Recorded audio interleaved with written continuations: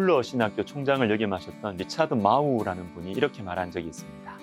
나는 구스타브 구티에레츠의 표현을 좋아한다.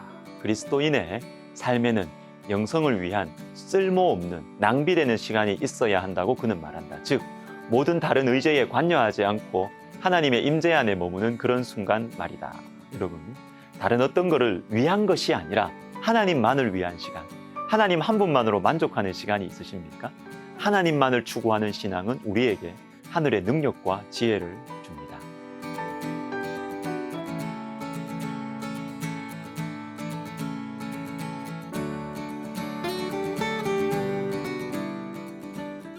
아가서 8장 4절을 보십시오. 예루살렘 딸들아, 내가 너희에게 부탁한다. 내 사랑하는 자가 원하기 전에는 흔들지 말며 깨우지 말지니라. 흔들지 말며 깨우지 말라. 주님 한 분만으로, 주님 그분 자체가 좋은 것이죠. 주님께서 주시는 어떤 것이 아니라 주님 그분과 함께 있는 것이 너무 좋아서 흔들지 말고 깨우지 말라는 것입니다. 사랑하는 여러분, 이런 신앙은 참으로 복된 것입니다. 그리고 이런 신앙에 능력이 있는 것입니다. 출애굽기 32장에는 금송아지 우상 숭배 사건이 나옵니다. 유명한 사건이죠. 십계명을 받기 위해서 모세가 시내산에 올라가 있었던 그때에 아론이 중심돼 가지고 금송아지 우상을 만들었습니다. 하나님께서는 이스라엘 백성을 포기하려고 하셨어요. 이때 모세가 중재하죠. 하나님께서 애굽에서 구원하신 백성을 하나님께서 멸하시면 안 된다는 것입니다. 그리고 나서 산 아래로 내려옵니다. 모세는 지도자로서 해야 할 역할들을 감당하는데 이렇게 위험하고 긴박한 상황이 진행되는 가운데 특이한 장면이 중간에 끼어듭니다. 출애굽기 33장 7절부터 11절, 모세가 회막에 들어가서 하나님과 친밀하게 교제하는 장면입니다. 사람이 자기의 친구와 이야기한 같이 여호와께서는 모세와 대면하여 말씀하시며, 여러분, 왜 이 장면을 하나님 보여주실까요? 금송아지 사건의 해결과는 직접적으로 연결이 없어 보입니다. 그런데 왜 이 장면을? 바로 여기에 금송아지 사건에 대한 근본적인 해결책이 있기 때문입니다. 금송아지 우상을 만든 이유는 하나님 그분 자체보다 하나님께서 주시는 물질적인 것들, 하나님께서 세우신 지도자 모세에 매여 있었기 때문입니다. 하나님을 추구하는 신앙, 하나님과의 관계를 소중하게 여기는 신앙을 가지지 않으면 저와 여러분도 언제든지 금송아지 우상을 만들 수 있습니다. 여러분, 신앙생활 왜 하십니까? 예수를 왜 믿습니까? 육적인 축복을 받기 위해서 맞아요. 그런데 그것이 1번이 되면 안 됩니다. 요한복음 6장 64절에 이런 말씀이 있습니다. 그러나 너희 중에 믿지 아니하는 자들이 있느니라 하시니, 이는 예수께서 믿지 아니하는 자들이 누구며 자기를 팔 자가 누구인지 처음부터 아심이로라. 믿지 않는 자들은 예수님을 팔아먹는다고 하세요. 그런데 무엇을 믿지 않는 것일까요? 요한복음 6장은 오병이어 사건으로 시작해서 계속해서 반복하는 것이 뭐냐면 영원한 생명의 떡이신 예수님을 먹으라, 예수님을 믿으라 하는 것입니다. 근데 사람들은 이 말을 믿지 않고 계속해서 예수님께 육체의 떡을 좀 달라고 합니다. 바로 이들에게 하시는 말씀이 무엇이냐 하면, 예수님께서 영원한 생명을 주신다는 이 사실을 믿지 않으면 예수님을 팔게 될 것이다 하는 것이에요. 여러분, 예수를 왜 믿습니까?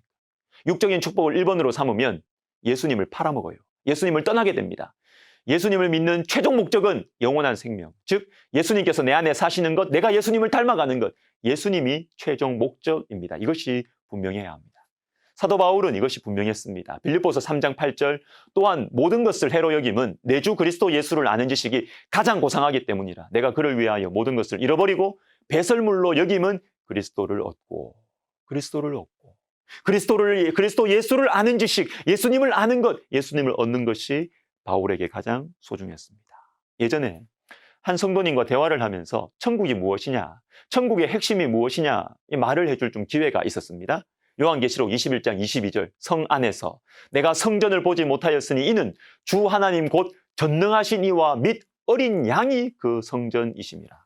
하나님 나라의 중심인 성전이 천국에는 없다는 거예요. 왜요?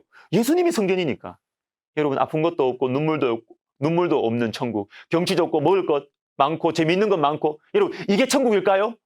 아니요. 천국의 핵심은 예수님입니다. 예수님께서 계시는 기쁨, 예수님이 계시는 즐거움, 예수님으로 충만한 곳, 이것이 천국이에요. 그런데 우리 솔직하게 말해봅시다. 예수님을 얻는 것이 제일 소중하다, 예수님을 아는 것이 제일 중요하다라는 말씀을 들으면 어떠세요? 아니, 예수님 얻는다고 밥이 나오냐 떡이 나오냐, 목사님 설교는 너무 추상적이고 비현실적입니다, 그렇게 느끼실 수 있어요. 그러면 이런 상황을 한번 생각해 봅시다. 어떤 사람이 다 가졌어요. 예수 믿고 축복받아서 돈을 많이 가지게 되었습니다. 명예도 얻었습니다. 사람들이 존경해요. 자식들도 다 잘 됐어요. 나이가 들어도 건강하기까지 합니다. 고난 많은 이 세상을 살면서 정말로 비현실적으로 축복을 많이 받았습니다. 그런데 한 가지를 못 가졌습니다. 신앙생활을 잘하는 것 같고 교회에서도 존경을 받아요. 봉사하고 물질로 섬기는 것도 너무 잘하니까. 그런데 이 사람의 마음속에 아무에게도 말하지 못하는 영적인 빈자리가 있었습니다. 교회 생활은 잘하는데 하나님과 멀어져 있어요. 예배당은 가깝고 교회 사람들, 교회 일은 내 손안에 있는데 하나님과는 멀리 있습니다. 자신이 알아요. 그걸.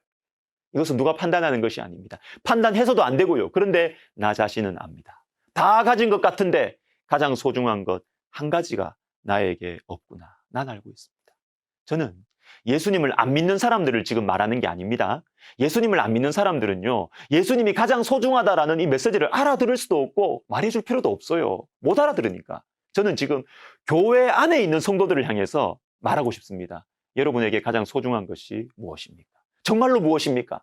질문을 바꾸어서 예수님을 얻는 것이 가장 소중하다는 말씀이 어떻게 다가오세요? 그렇지.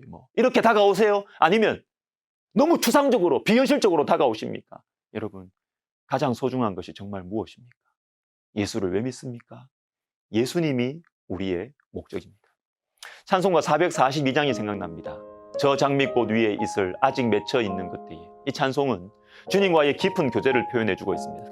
특별히 3절 가사는 매우 체험적입니다. 밤 깊도록 동산 안에 주와 함께 있으려 하나 괴로운 세상에 할 일 많아서 날 가라 명하신다. 여러분, 이런 때가 있으셨죠? 기도하는 중에 주님께서 가깝게 따뜻하게 다가오십니다. 그때는 일어나기가 싫어요. 나를 깨우지 않았으면 좋겠습니다. 내가 원하는 것들을 다 아뢰고 나면 더 이상 기도할 것이 없는 그런 기도가 아니라 주님 그분과 교제하고 그분을 누리는 그 기도의 시간. 나를 깨우지 마라. 여러분, 이런 기도의 축복이 우리에게 가끔이라도 주어지면 좋겠습니다. 기도하겠습니다.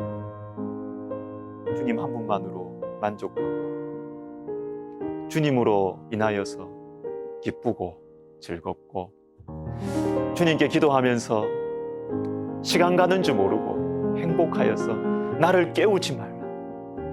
주님, 이 신앙, 이 고배로운 신앙 우리에게 허락하여 주옵소서. 예수님의 이름으로 기도드립니다.